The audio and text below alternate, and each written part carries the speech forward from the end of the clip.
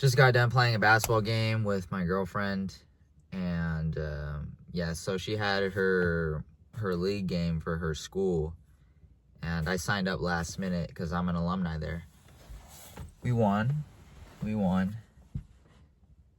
Just got back home, ate some In-N-Out because I eat 85-15.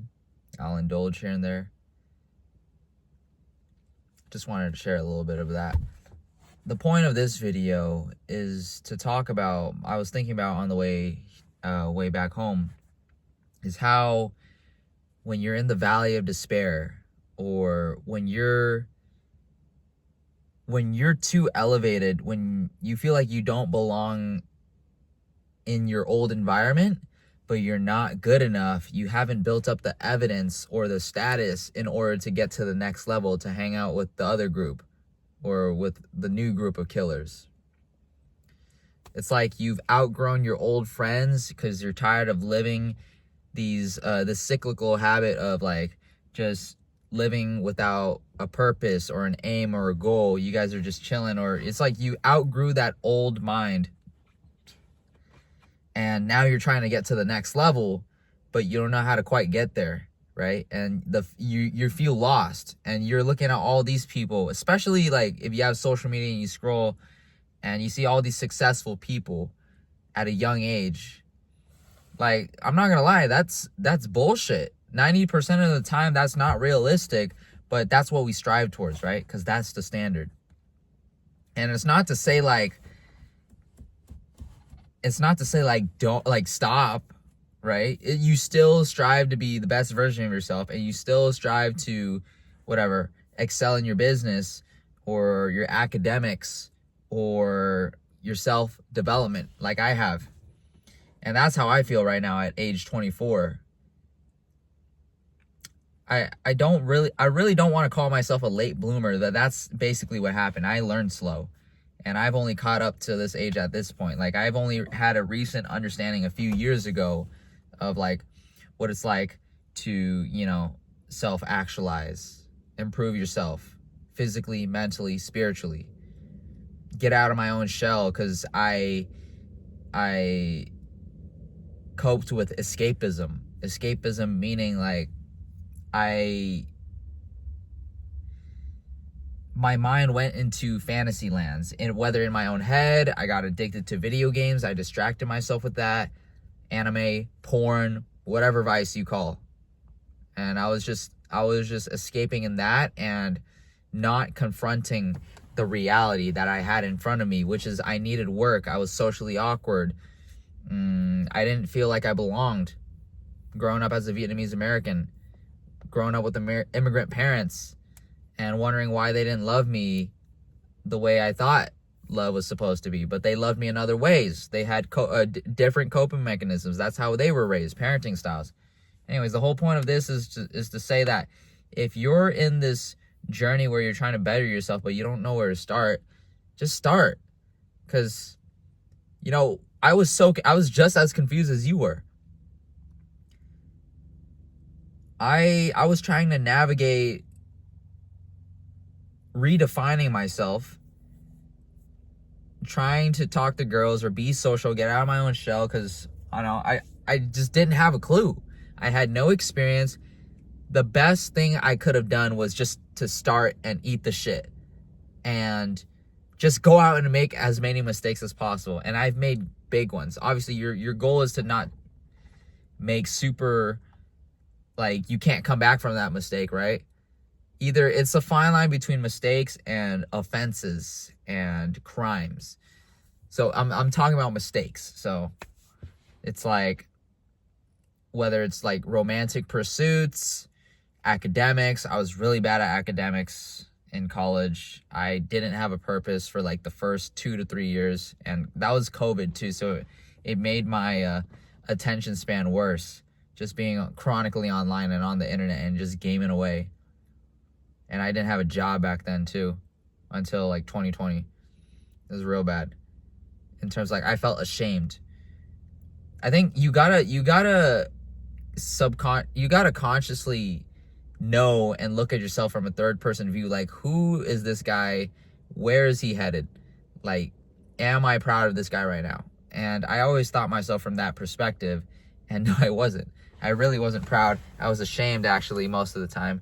Fully aware when I was addicted to video games, playing every single day without a purpose, just hovering towards the path of least resistance, because that's what I allowed to happen.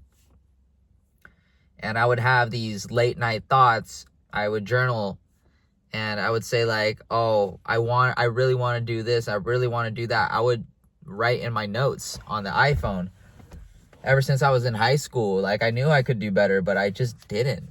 I didn't take action. And why? I don't know why was it that I was like super inconsistent. I would take action and I would fall off. I would take action and I would fall off. The truth was, I didn't hold myself to that standard, and I wanted to rely on somebody else to call me out on that bullshit, because I thought that's what would help me. But the truth is, no one's going to save you at the end of the day. And that's what I started to realize. No one's going to save you. No one's going to do the work that, who are you when no one's looking? We all put on masks, right, in front of everybody. Maybe even your best friends. Like, you lower that mask a bit, but who's your true self when you're alone? And I was a completely different person alone. And I don't even know how to describe it. It was just like I was empty, RBF all the time, like soulless, emotionless. I was just tired, right? But then I always had a will. The will was to make my parents proud. Like, I understood where they came from, and then that kind of like shifted my worldview and perspective on life. Like, there's always someone like having it worse than you, man. And that's when I made that jump. I asked like friends who were I asked a valedictorian of our high school. I think he went to Duke. What do you call it? I asked him like, why do you work so hard, and why do you like strive to be good? I was curious about his reasoning. Obviously, I knew like you got to get good grades as Asians, right? Like, you got to try to excel in school, academics. I asked him, and he was like, there's other people in third world countries having it worse than us. So why not take advantage of our situation, right? And I've always thought about that. That's always resonated with me. Like, there's always someone that would kill to be in your position. I know that's corny, but it's true. It's true, especially it helps if you're an immigrant. If you come from immigrant parents, like if you were born privileged, then it's going to be hard to resonate with that, right? But I knew that. And I knew that ever since I was a kid. Like, I knew we lived frugally. I was aware of our situation, our living situation. Like, we were well off, like, as in we had a house, we had a home, we had food. We didn't have to worry about the next paycheck, I think. Or at least that's what it seemed like to me.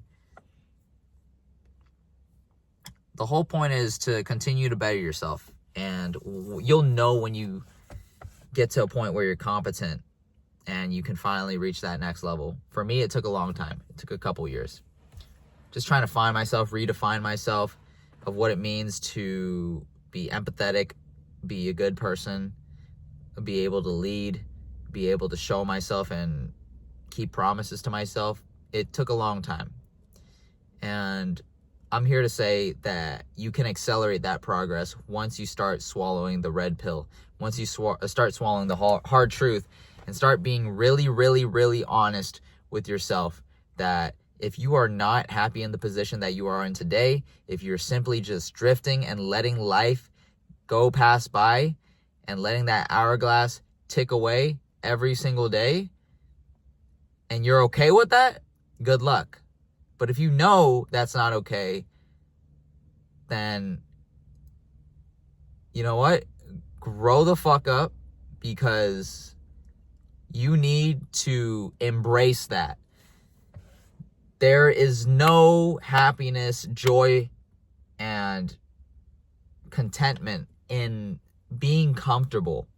It feels you know it's temporary comfort. You know that you playing into these short-term comforts will make you feel like shit, because you know you could have done the best that you could at that time. You have the energy for it. You have the time for it. You have the emotional capacity to handle these things, because you've proven time and time again before, but you're just hella inconsistent, like how I was. And then I finally put the work in and I was consistent, and the results actually started to show more consistently. Who would have thought? And I hope for whoever watches this video and you got all the way to the end, I hope you took something away from this. This was a wake-up call for you to start to take action and change consistently, because this isn't a short burst, few days, few weeks, few months type of thing. It's a fucking lifestyle. Figure it out, eat the shit, and, you know, grow some balls. Like, have some balls.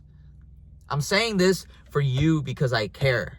And I'm saying this how I would have said it to my old self, who was just locking himself in his room, playing video games, temporary pleasures, and the one who would look at hentai and porn. Like, I'm not proud of those things. Like, a lot of people are edgy and they try to like be edgy with their friends. That's fucking weird. Yeah, that's fucking sad. It's freaking it's corny. You're a cornball, bro. But yeah, guys, that's it. I hope you guys enjoyed the video and you resonated with it. I hope you apply something from this video if you resonate with it. If you're really serious about changing your life. Take life seriously in terms of developing yourself. But don't get all serious and all stern and all pessimistic like that. Life is beautiful. Be optimistic. Be a good person. Go get jacked.